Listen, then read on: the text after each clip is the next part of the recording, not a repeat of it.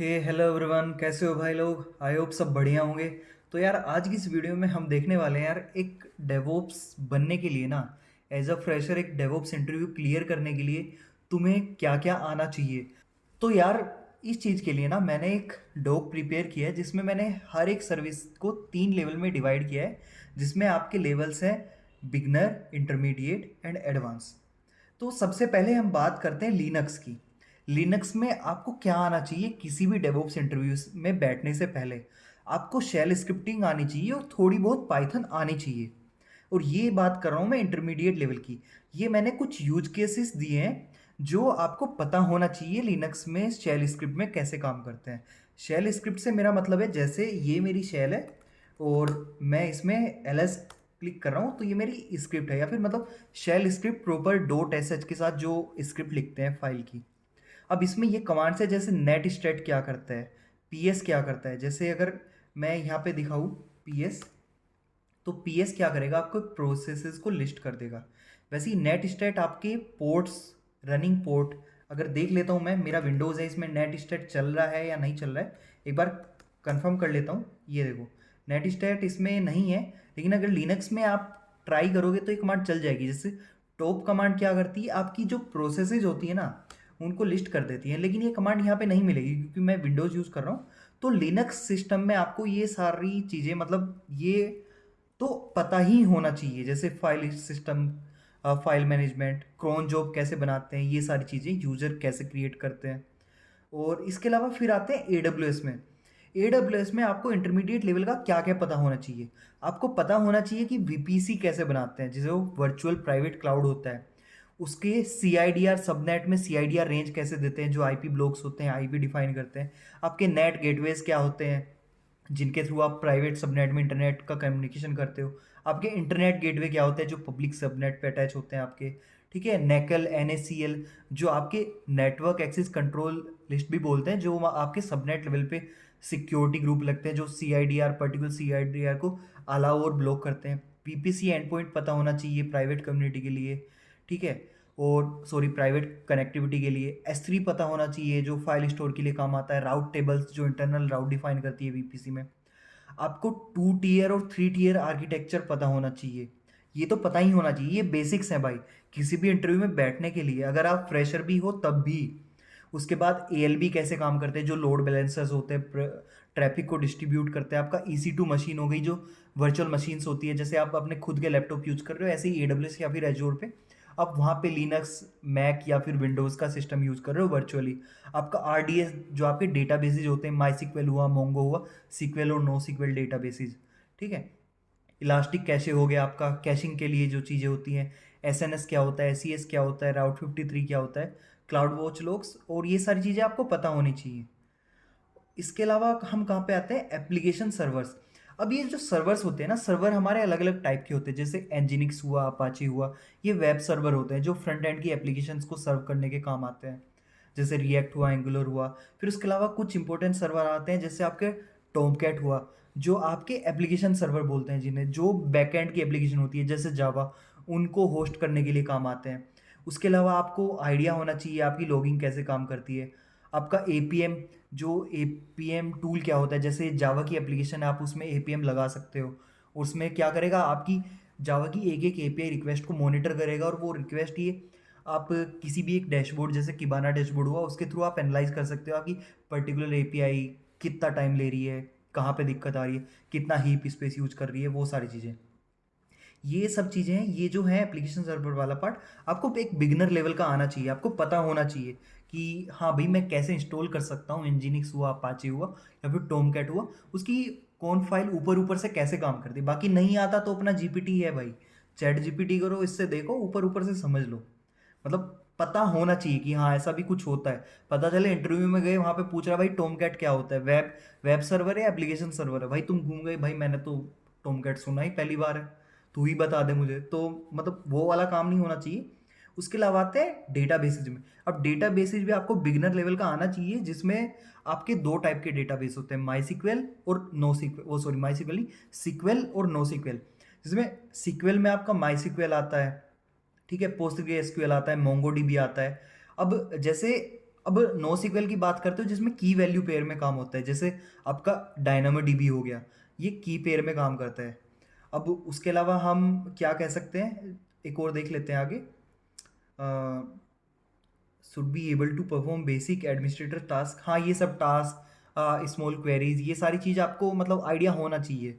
जैसे select start from table और table का नाम, मतलब बेसिक बेसिक क्वेरीज आपकी कैसे काम करती है। और आपको माई की इंस्टॉलेशन पता होनी चाहिए, कि पता होने से मतलब है आपको पता होना चाहिए कि आप कैसे गूगल सर्च करोगे और गूगल से कमांड देख के आप अपने सर्वर में कैसे इंस्टॉल कर सकते हो, या फिर AWS एजोर मैनेज माई कैसे यूज कर सकते हो, इंस्टॉल कर सकते हो सेटअप उसका सर्वर। तो ये बेसिक बेसिक चीज़ें पता होनी चाहिए। उसके बाद आ जाती है आपकी CI/CD पाइपलाइंस, जिसमें आपको एक आइडिया होना चाहिए आपका जेंकिंस क्या होता है, जेंकिंस का सर्वर कैसा होता है। आपको एक बेसिक जेंकिंस की जॉब बना के, जो डिप्लॉयमेंट आपके एप्लीकेशन को डिप्लॉय करने की एक बेसिक जॉब आपको आनी चाहिए, आपको उसका आइडिया होना चाहिए कि ग्रूवी कैसे काम करती है। बिगनर लेवल का इतना होना ही चाहिए। ये मैंने यहाँ पे यूज केस लिखे हैं कि आप सिंपल ऑटोमेशन बनाओ जिसमें आप अपने EC2 इंस्टेंस को शट डाउन कर दो। मतलब आप ऐसे समझो इस चीज़ को, आप बना के भी देख सकते हो अपने आप से। आपके AWS सर्वर पे एक EC2 इंस्टेंस चल रहा है, अब आपको क्या करना है, सपोज वो रात के 12 बजे स्टॉप करना है EC2, और सुबह के 10 बजे स्टार्ट करना है। अब भाई डेली तो तुम बैठे नहीं रहोगे कि हाँ भाई मैं 12 बजे मैनुअली स्टॉप कर दूंगा फिर सुबह 10 बजे स्टार्ट कर दूंगा, कभी भूल भी जाओगे और हेडक भी है। तो आप क्या कर सकते हो, आप जेंकिंस की एक CI/CD पाइपलाइन लिख सकते हो। ठीक है, जो पाइपलाइन क्या करेगी, वो अपने आप इंटरनली एक क्रोन जो आप सेटअप करोगे चलाएगी, और कि ऑटोमेटिक क्या बोलते हैं, ऑटोमेटिक आपके EC2 सर्वर को रात के 12 बजे बंद कर देगी और सुबह के 10 बजे स्टार्ट कर देगी। तो आपका हेडेक खत्म हो गया, आपको याद रखने की जरूरत नहीं है, आपका जो टास्क है ऑटोमेटेड मैनर में चलने लगा। तो ये चीज़ होती है आपकी CI/CD।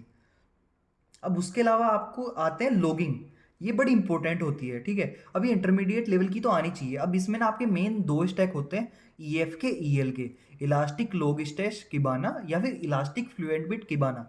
जिसमें आप क्या करेंगे, आपकी कोई एप्लीकेशन चल रही है, फ्लुएंट बिट या फिर लॉग स्टैश एप्लीकेशन से लॉग्स कैप्चर करेंगे, वो लॉग कैप्चर करके इलास्टिक सर्च को भेजेंगे, और इलास्टिक सर्च आपके लॉग्स किबाना को भेजेगा। इसको मैं एक्स कैलिड्रो से समझा देता हूँ, एक मोटा मोटा समझा देता हूँ। मैं बैक स्पेस किया, अब यहाँ पे मैं 3 बॉक्स बनाता हूँ। बॉक्स नंबर 1, ठीक है, दोबारा सेलेक्ट करते हैं, बॉक्स नंबर 2 और आपका बॉक्स नंबर 3। अब एरो लगा देता हूँ इसमें, ठीक है, पहला एरो और ये दूसरा एरो। अब इसमें मैं टेक्स्ट लिख देता हूँ, ये आपकी है ऐप जहाँ पे आपके लॉग्स आ रहे हैं। अब ये लॉग्स क्या करेगा, ये जो आपका फ्लुएंट बिट है ना, ये फ्लुएंट बिट यहाँ से लॉग्स ना, सॉरी, इलास्टिक इलास्टिक सर्च को भेजेगा, और इसमें लिख देता हूँ मैं, ये लॉग्स कौन कैप्चर करेगा, fluent bit. Fluent bit logs capture करेगा, और लॉग्स कैप्चर करने के बाद इलास्टिक को भेजेगा, और इलास्टिक किबाना पे भेजेगा, जिसका अपने आप में एक डैशबोर्ड होगा जहाँ पे आप लॉग्स को मॉनिटर कर सकते हो। ठीक है, ये हो गया किबाना का डैशबोर्ड।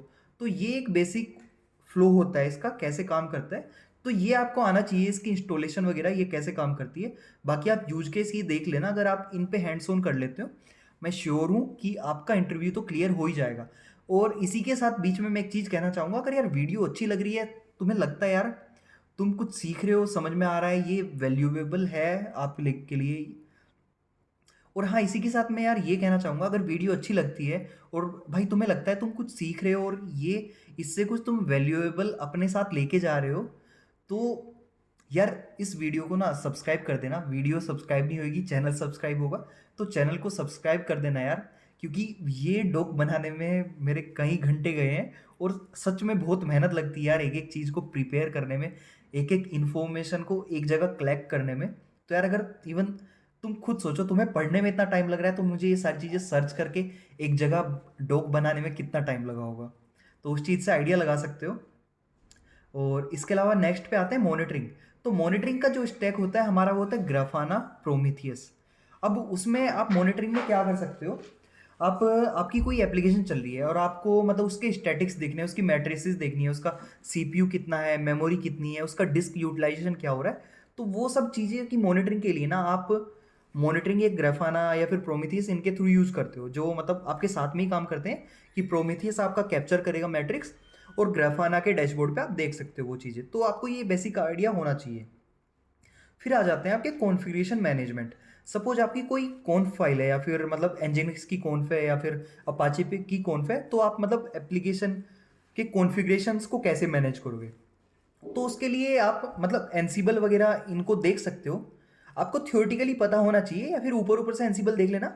नॉर्मली बिगनर से ये चीज़ें इंटरव्यू में नहीं पूछी जाती हैं, तो आप इसे इग्नोर भी कर सकते हो, पर मतलब अगर आपको ये चीज़ आती है तो मतलब बहुत अच्छी बात है। उसके अलावा आता है इंफ्रास्ट्रक्चर एज अ कोड।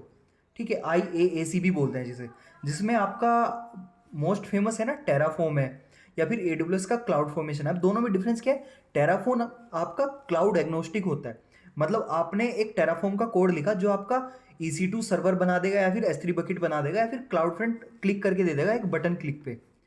तो ये हुआ टेराफॉर्म। अब वो क्या कर सकते हो आप, वही सेम कोड से ना आप प्रोवाइडर चेंज करके, सपोज AWS के लिए आपको एजोर या GCP के लिए करना है तो आप टेराफॉर्म से ही कर सकते हो। लेकिन क्लाउड फॉर्मेशन क्या है?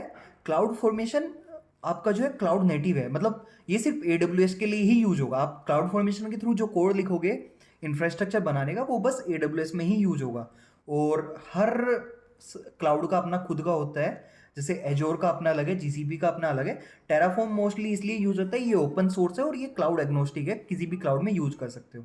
तो ये कुछ सैम्पल टास्क है जो तुम अपने आप टेराफॉर्म में बना के देख सकते हो, आइडिया लग जाएगा। फिर लास्ट में आता है डोकर ऑर्केस्ट्रेशन। अब जिसमें आपको यार डोकर आना चाहिए, बिगिनर लेवल का डोकर आना चाहिए। डोकर PS क्या होता है, डोकर स्टैट्स क्या होता है, या फिर डोकर कंटेनर इमेजेस, ये रन कमांड क्या होती है, आपको एटलीस्ट पता होना चाहिए। क्योंकि आपका जो माइक्रो सर्विसेज आर्किटेक्चर होता है ना, वो कंटेनर बेसिस पे ही काम करता है। आप कि एक EC2 है, आप उसमें मल्टीपल सर्विसेज चला रहे हो, फ्रंट एंड की एक कंटेनर में चला रहे हो, बैक एंड की एक कंटेनर में चला रहे हो। ऐसा समझो फ्रंट एंड रिएक्ट एक कंटेनर में चल रहा है, बैक एंड जावा पाइथन या फिर कोई और लैंग्वेज Node.js आपकी एक अलग कंटेनर में चल रही है। ठीक है, फ्लुएंट बिट या फिर लोगिस्टेस आपका एक अलग कंटेनर में चल रहा है जो लोग्स की मॉनिटरिंग कर रहा है। तो ये सब ना कंटेनर का पार्ट है। उसमें भी फिर वो जो एडवांस का वर्जन है ना, अगर जिसमें आता है क्यूबरनेटिस या फिर AWS का EKS बोल सकते हो, एजोर का AKS बोल सकते हो, मर्जी है। तो यार डोकर के साथ अगर क्यूबरनेटिस सीख लोगे ना, तो भाई सोने पे सुहागा है। फिर तो तुम्हारा इंटरव्यू क्लियर होने से कोई रोक ही नहीं सकता। तो ये सारी चीज़ें हैं, ये मतलब इनके लेवल्स के अकॉर्डिंग यार तुम इन्हें देख सकते हो, समझ सकते हो और सीख सकते हो। अगर वीडियो अच्छी लगी तो यार चैनल को सब्सक्राइब करके ही जाना। और इस वीडियो में आई थिंक मैंने सब कुछ क्लियर कर दिया है, कुछ मिस नहीं हुआ है। इनकेस लगता है कुछ और इन्फॉर्मेशन चाहिए तो यार कमेंट सेक्शन में अपने कमेंट्स ड्रॉप कर देना और मैं उनका रिप्लाई जल्दी से जल्दी करने की कोशिश करूँगा। तो इसी के साथ नेक्स्ट वीडियो में मिलते हैं। Tata, bye bye. I'm the girl that they don't talk about, quiet with a big mouth.